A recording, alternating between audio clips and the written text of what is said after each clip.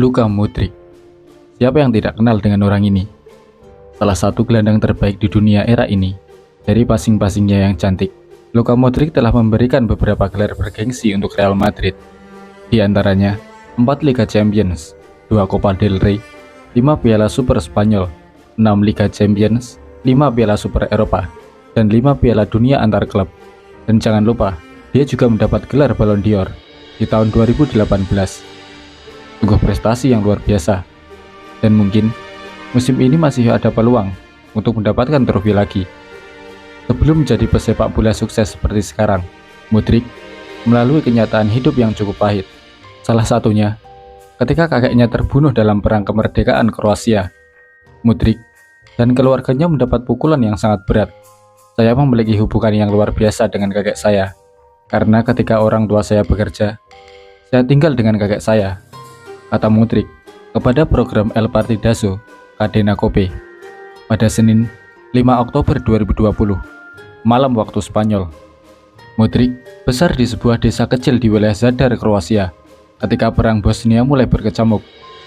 Di masa itu, Modric kecil terbiasa dengan suara tembakan dan ledakan yang seolah-olah sudah menjadi kesehariannya. Perang Bosnia menjadi salah satu tragedi kemanusiaan terburuk di Eropa pasca Perang Dunia Kedua, meninggalkan luka bagi semua pihak yang terlibat.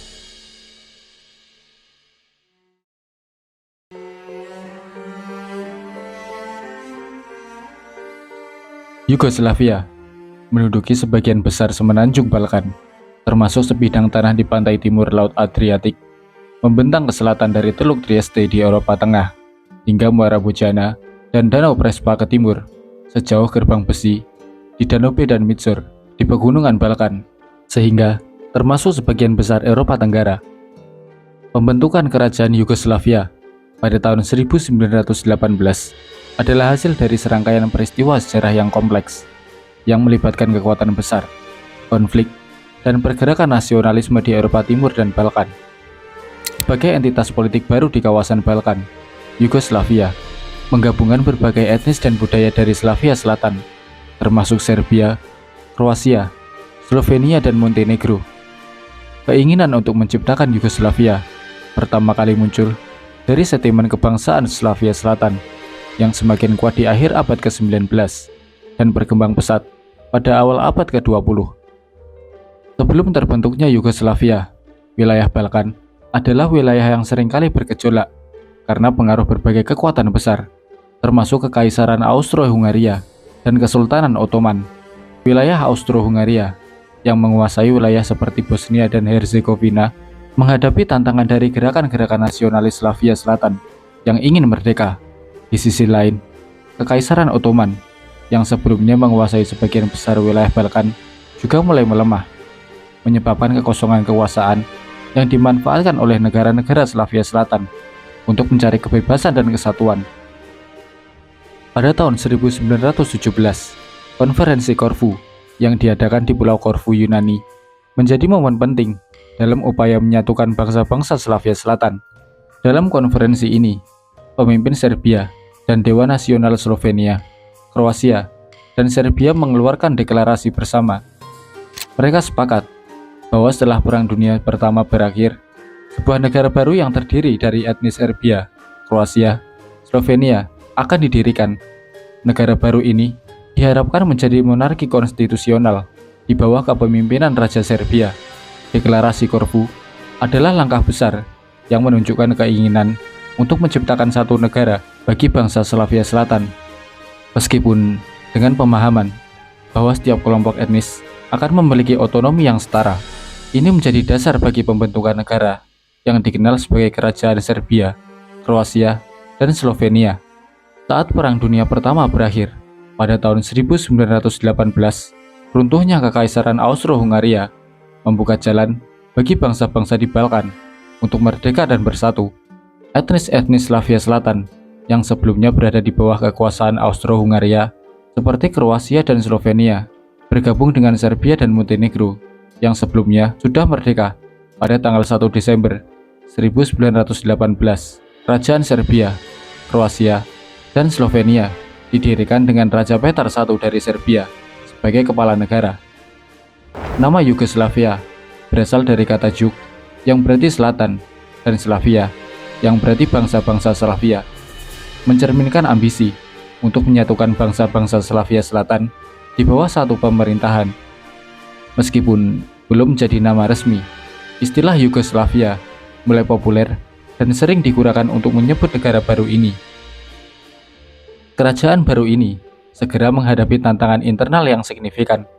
Meskipun terbentuk dengan tujuan persatuan, perbedaan budaya, agama, dan bahasa antara kelompok etnis yang berbeda mulai menciptakan perkawinan. Serbia, Kroasia, dan Slovenia sebagai kelompok terbesar memiliki kepentingan politik dan budaya yang berbeda. Serbia misalnya lebih dominan dalam politik dan militer kerajaan, sementara Kroasia dan Slovenia merasa tidak diberikan representasi secara proporsional. Selain itu, perbedaan agama juga menambah ketegangan. Mayoritas umat beragama Ortodoks di Serbia, sebagian besar umat Katolik di Kroasia, sementara Bosnia dan Herzegovina memiliki komunitas besar Muslim.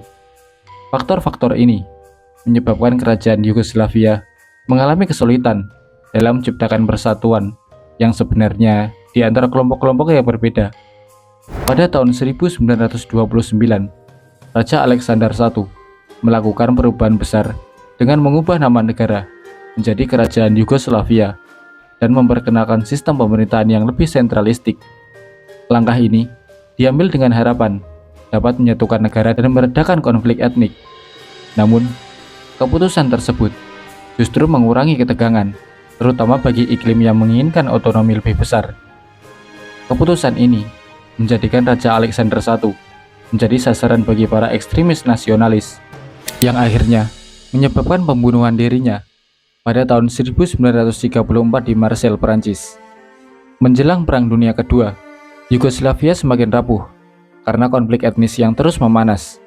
Ketegangan antara Serbia dan Kroasia mencapai puncaknya, sementara Slovenia dan Montenegro juga mulai menunjukkan ketidakpuasan terhadap pemerintah pusat. Ketika perang dimulai, Yugoslavia terlibat dalam invasi Nazi Jerman pada tahun 1941. Invasi ini menyebabkan runtuhnya kerajaan Yugoslavia dan memicu periode perlawanan serta konflik yang lebih besar selama Perang Dunia Kedua.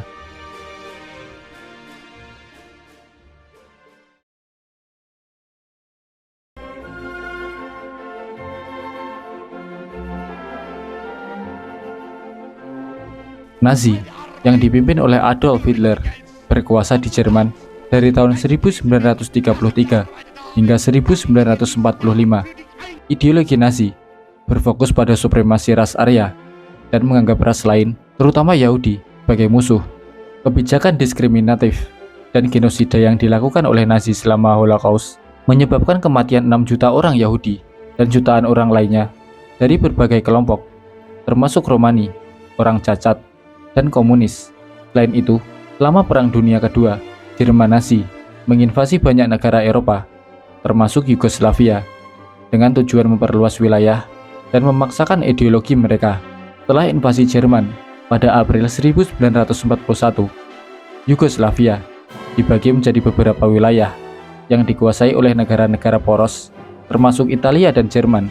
Pendudukan ini membawa penderitaan yang besar bagi penduduk Yugoslavia, termasuk penangkapan massal, eksekusi, dan perampasan hak asasi manusia. Gerakan perlawanan muncul, dipimpin oleh dua kelompok utama, partisan yang dipimpin oleh Josip Broz Tito dan Chetniks yang lebih konservatif. Tito, seorang pemimpin komunis yang karismatik, memimpin negara partisan yang berjuang melawan penjajahan Nazi. Melalui strategi gerilya yang efektif dan dukungan dari Uni Soviet, Tito berhasil mengorganisir dan menyatukan berbagai kelompok etnis dan ideologi dalam perjuangan melawan Nazi. Partisan Tito dikenal karena keberanian dan taktik mereka yang berkontribusi pada pembebasan Yugoslavia dari penjajahan pada tahun 1945. Setelah Perang Dunia Kedua, Tito mendirikan Republik Federal Sosialis Yugoslavia sebagai negara sosialis yang terdiri dari 6 republik: Slovenia, Kroasia, Bosnia dan Herzegovina, Montenegro, Makedonia, dan Serbia. Yugoslavia di bawah Tito berusaha untuk menciptakan masyarakat multinasional yang beragam dan bersatu, dengan mengutamakan prinsip-prinsip sosialisme dan kolektivisme. Tito juga mengambil langkah untuk menjauhkan Yugoslavia dari pengaruh Uni Soviet, terutama setelah perpecahan Tito-Stalin pada tahun 1948. Meskipun berhasil menciptakan stabilitas dalam jangka pendek, struktur politik dan sosial di Yugoslavia menghadapi tantangan besar.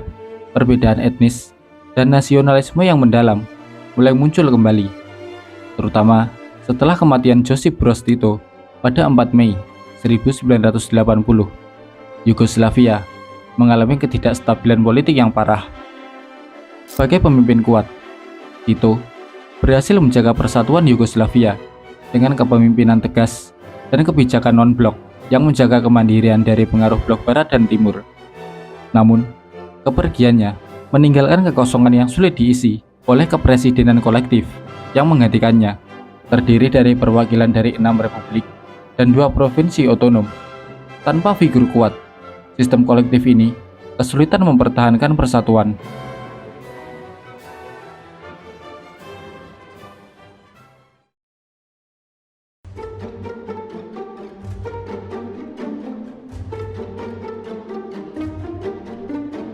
Pada akhir tahun 1980-an, krisis ekonomi memperparah ketegangan ini. Sementara di Serbia, Slobodan Milošević muncul sebagai tokoh nasionalis yang berusaha memperkuat kendali Serbia atas seluruh Yugoslavia. Hal ini menimbulkan kekhawatiran di negara-negara bagian lain yang merasa terancam oleh dominasi Serbia. Krisis ekonomi yang semakin mendalam meningkatkan rasa ketidakpuasan dan kebangkitan nasionalisme di masing-masing negara, membuat persaingan dan ketidakpercayaan semakin parah. Selain itu, retorika Milošević mengenai perlindungan hak orang Serbia di negara-negara bagian menambah ketegangan. Pada tahun 1991, ketegangan mencapai puncaknya dengan beberapa negara bagian mendeklarasikan kemerdekaan. Slovenia dan Kroasia menyatakan merdeka pada 25 Juni 1991, memicu respons keras dari militer Yugoslavia. Diikuti Makedonia yang merdeka pada 8 September 1991, serta Bosnia dan Herzegovina yang mendeklarasikan kemerdekaannya pada 5 April 1992. Namun, keputusan ini memicu konflik besar karena populasi Serbia Bosnia yang ingin tetap menjadi bagian dari Yugoslavia. Pecahnya Yugoslavia mengakibatkan perang di Balkan yang berdarah dan merenggut banyak korban jiwa. Perang kemerdekaan Slovenia pada tahun 1991 berlangsung singkat selama 10 hari dan Slovenia berhasil merdeka. Namun, Perang Kroasia 1991 sampai 1995 berlangsung selama beberapa tahun, penuh kekerasan dan perpindahan penduduk. Perang Bosnia 1992 sampai 1995 menjadi konflik paling brutal, melibatkan 3 kelompok utama, Bosniak, Kroasia, dan Serbia Bosnia, dan menghasilkan kekejaman besar, termasuk genosida di Srebrenica. Akhirnya, intervensi internasional, terutama oleh NATO dan PBB, menghentikan konflik di Bosnia dan Kroasia. Perjanjian Dayton pada tahun 1995 berhasil mengakhiri Perang Bosnia. Setelah konflik berakhir, negara Yugoslavia resmi bubar dan negara-negara baru terbentuk. Pada tahun 2006, Montenegro memutuskan merdeka melalui referendum. Pada tahun 2008, Kosovo mendeklarasikan kemerdekaan dari Serbia, yang hingga kini masih diperdebatkan. Perpecahan Yugoslavia meninggalkan jejak sosial, ekonomi, dan politik yang mendalam di Balkan. Dan meskipun ada upaya rekonsiliasi, ketegangan etnis dan politik di beberapa wilayah bekas Yugoslavia masih ada hingga kini. Yugoslavia dan Indonesia menggambarkan kesamaan perjalanan kedua negara ini, terutama dalam hal keragaman budaya dan etnis, serta tantangan dalam mempertahankan kesatuan di tengah perbedaan. Yugoslavia yang terdiri dari berbagai negara bagian dengan latar belakang etnis dan agama yang berbeda, merupakan simbol dari upaya untuk menyatukan keberagaman menjadi sebuah negara. Meskipun demikian, Konflik internal yang berkepanjangan akhirnya mengakibatkan perpecahan menjadi beberapa negara yang lebih kecil pada tahun 1990-an.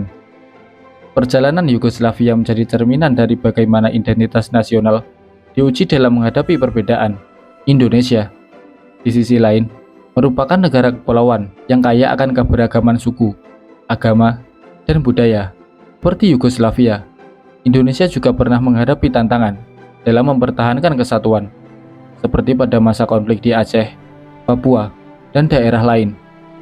Namun, Indonesia tetap berhasil mempertahankan integritasnya sebagai negara kesatuan melalui pendekatan yang lebih inklusif dan penekanan pada semboyan Bhinneka Tunggal Ika atau berbeda-beda tapi tetap satu. Keberagaman dapat menjadi kekuatan apabila dikelola dengan bijak, namun juga bisa menjadi tantangan besar yang mengancam persatuan. Pengalaman Yugoslavia dan Indonesia mengajarkan bahwa kesatuan bukanlah sesuatu yang mudah dicapai, melainkan sebuah proses panjang yang membutuhkan komitmen dari semua pihak. Di tengah perbedaan dan dinamika zaman, Indonesia tetap berdiri tegak sebagai sebuah negara, menjadi bukti bahwa harmoni dalam keberagaman dapat tercapai melalui upaya bersama untuk saling memahami dan menghormati